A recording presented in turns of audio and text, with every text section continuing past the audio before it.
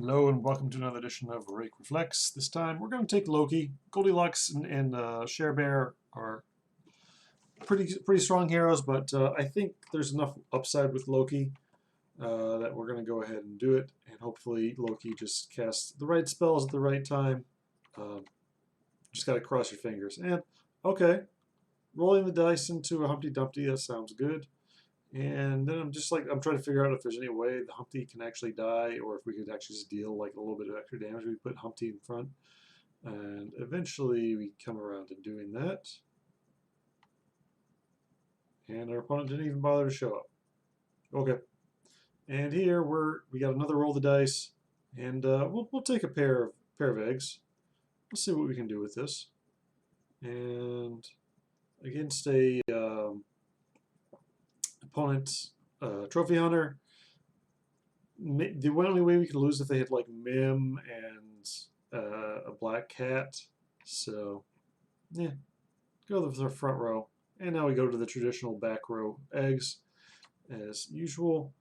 And Loki gave us the free roll, so that's kind of just like not really a spell from Loki, but at least it's not a harmful spell.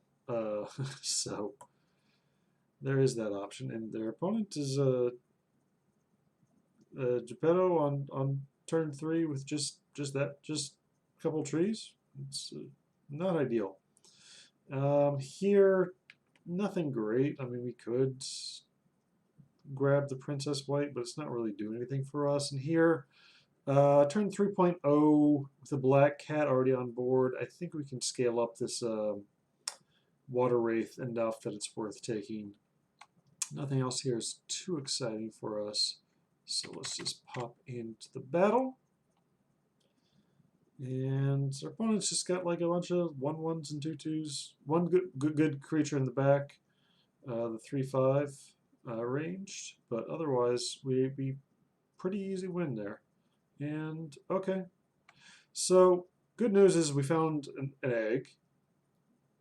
Bad news is our spell was Beauty's Influence on the Black Cat, which is something you want to keep evil for like this Minotaur that we're kind of semi-forced to buy, and that there's nothing else we can really do with the gold.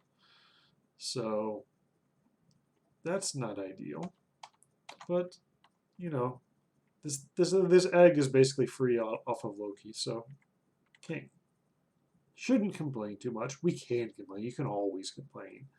Just shouldn't complain. And then this fight, we win. We get the bonus pig gold. We can't get any scaling off of the Easter egg outside of the egg itself, which does survive, so that's a good thing.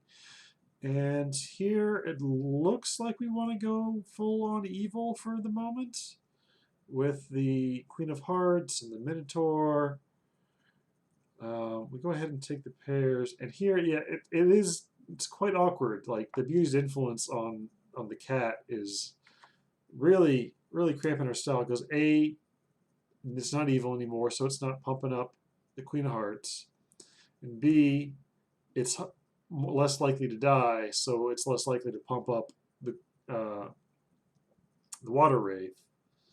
So, you know, Loki doing his thing again here.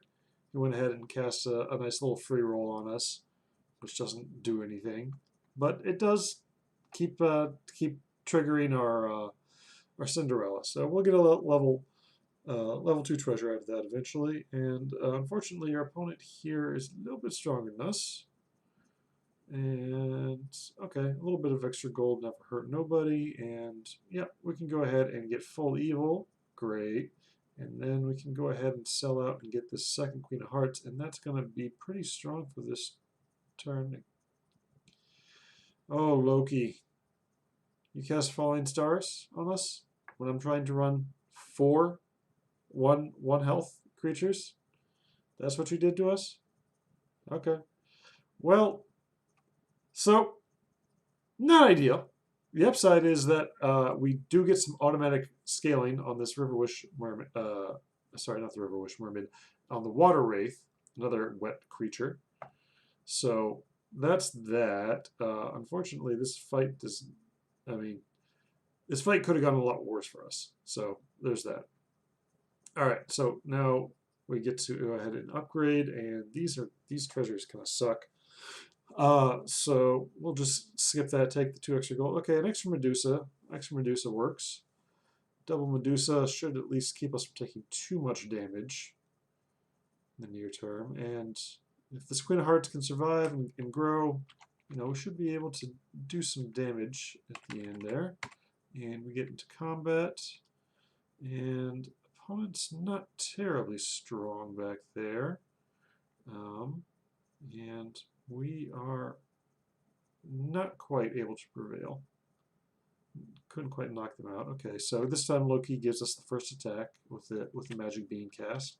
So first attack is always valuable, especially with the Medusa. And here, okay, can we get a real level 3 treasure? Yeah, Fancy Pants will do. Fancy Pants does a little bit of something, and we're not going dwarves. Crafty's not going to play, so hopefully we're still looking to upgrade the 11th Minotaur. It still plays on board. Probably, like, I guess we'd upgrade it, but I don't know what level 2 treasure we'd really be that interested in. But let's go ahead and get into combat here. And this Trophy Hunter, always a little scary, but they're not doing too much. They're just kind of doing an animal summon thing that's not getting too well. We have gotten pretty fortunate with these attacks from the Medusas, or sorry, not the attacks from the Medusa. We've gotten pretty lucky with the scaling on the Water Wraith. Most of our combats have done well where the Water Wraith is the last thing to die. And here, okay, we just always by the chick to bank that.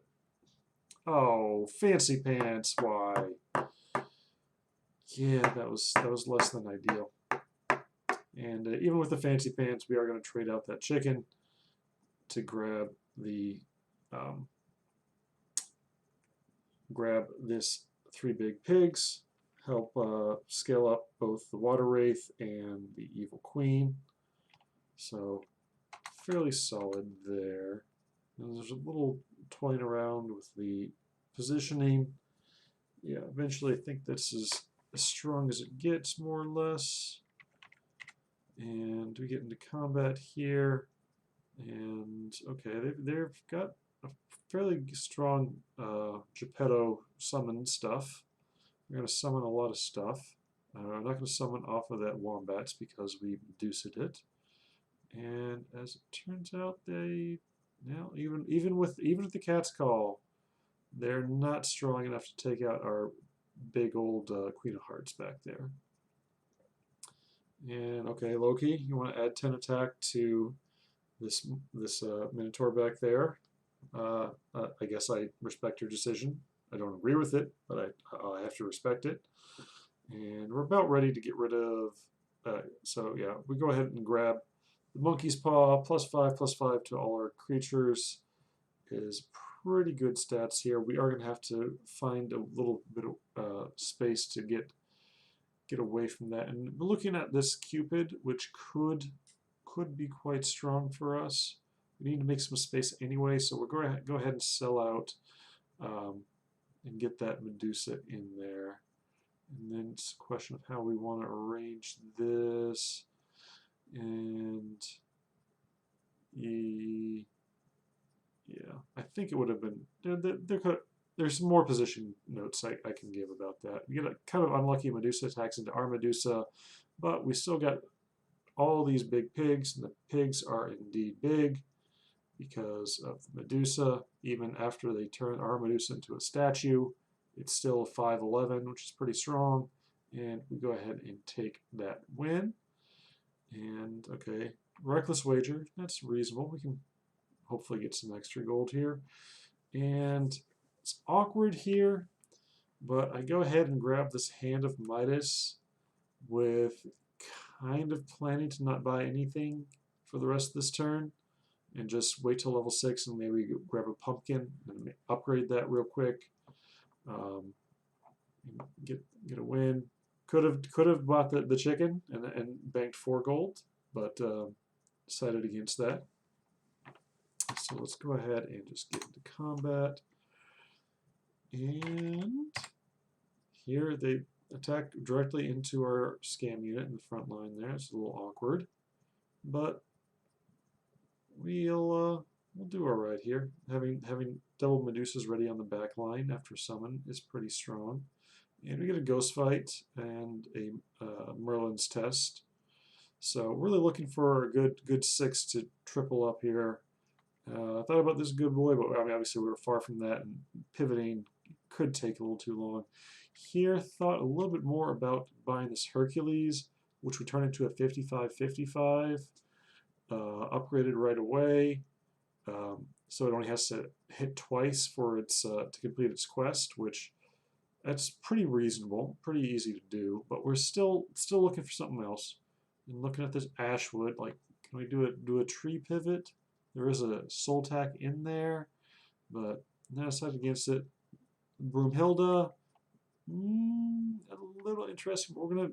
We're fighting against the ghost. We're gonna try and keep our hopes high, and end up just rolling through a bajillion gold here. A little unfortunate, but let's go ahead and get into this combat versus the ghost. Oh, so I want to talk about positioning here. I like the positioning that I have here with the Cupid in slot 2. That way, when the big pigs dies, it's going to put the summons to the left of our units, which gets us closer to these Medusa attacks. I think that's solid.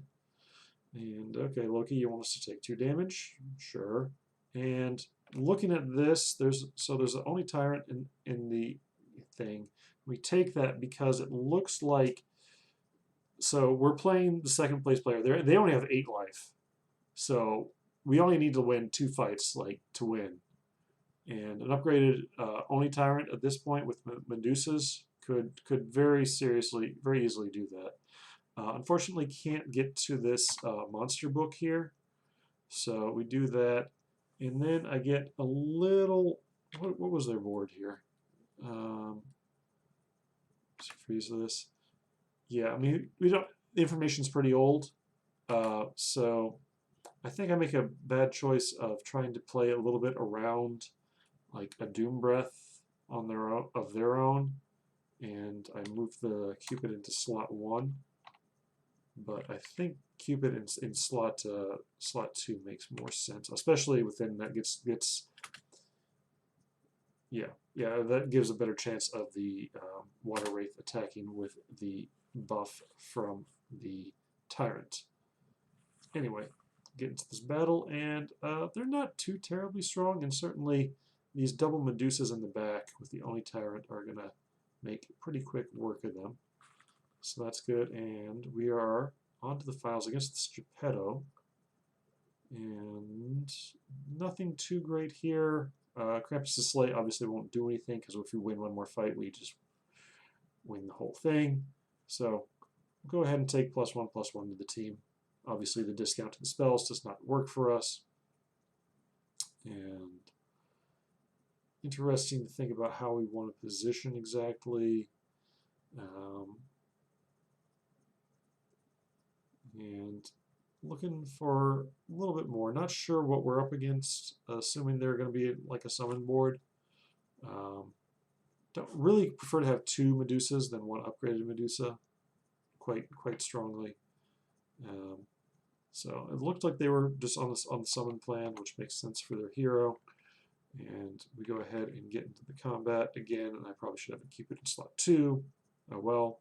And we get a lucky hit right here. See, our opponent has pretty well gone off. The good news is that there's like kind of no real bad hits for our Cupid, either killing the Echo Wood right away or one of their Bearsteins would be quite strong. And we go ahead and kill the upgraded Bearstein. So they aren't going to do too much this fight. That upgraded Bearstein could have gotten some real big numbers on their side. Our Medusas could have been able to handle that potentially, but we didn't even have to. And that's a win. Nice, easy win here for Loki. very, very fast. It only took 15 rounds. We were on turn 6.2, I believe. So just a lot broke down quick. Nobody really had a chance to do any super strong late game comps, and we're able to get it done with a little bit of Medusa action. So thanks for watching. Subscribe for more, and until next time, may all your shops be gorgeous and all your hits be surgical.